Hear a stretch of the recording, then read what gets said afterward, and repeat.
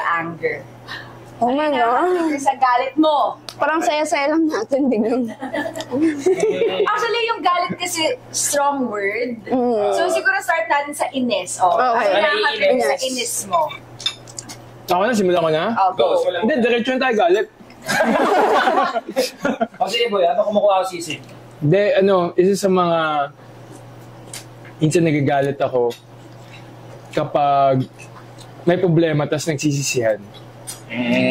Paano ang sisiyan? Gets ko yan. Parang, minsan kasi pag may problema, ayusin mo na lang, di ba? Yun yung natural instinct.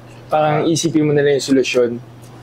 Minsan din, nagkakaroon na instance na, ikaw kasi, ganyan, blah, blah, kung ginawa mo to, alam mo yun, yung mga ganung bagay, sana hindi na sana na pinagdadaanan. Kasi wala nang point, kasi tapos na eh. Kasi tapos na eh. Solve na lang.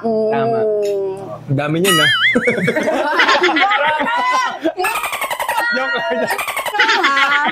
Pero yun parang ganun sa mga tao paminsan. Normal naman na mga tao paminsan may nagkakamali, ganun. Minsan mas okay na mag-hold up na lang kasi ang dami mong sinasabi. Oo. Yun, isa yun. Para okay lang tol, okay lang. Sabihin mo na lang yung kasalanan nga, tapos move on na tayo. Tama. Which is also a good thing kasi mas nagiging better yung kumbaga relationship nyo as friends or whatever. Kasi you wanna move past that. Okay.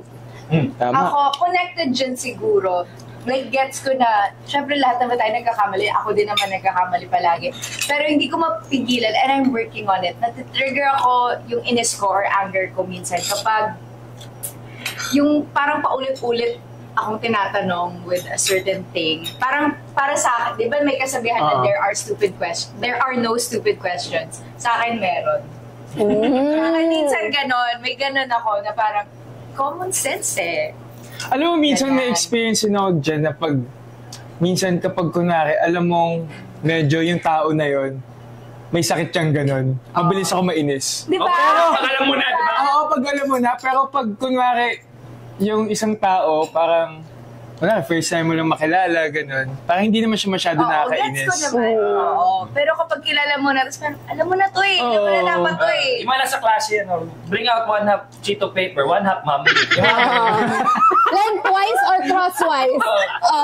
Lengthwise, ma'am. Lengthwise. Yung pahaba ba ito or yung paganto?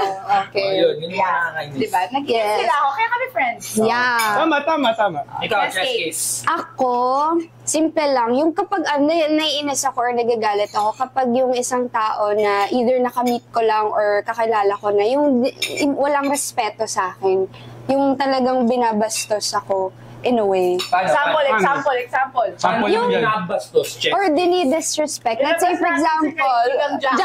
Okay, so may kaibigan kaming si Jack. Oo. Yung parang ang dami namin, ganun. Kumbaga public setting, tapos parang would just make random comments na hindi naman mabuti. Tapos naririnig nung iba na parang, do you really have to put that out there? Do you really have to have everybody like listening to that? And ito yung mga comments na degrading. Sa mema lang. Mema lang. Na talagang parang, talaga ba? Ito ba yung right timing and right place for you to tell me that? Parang ganon.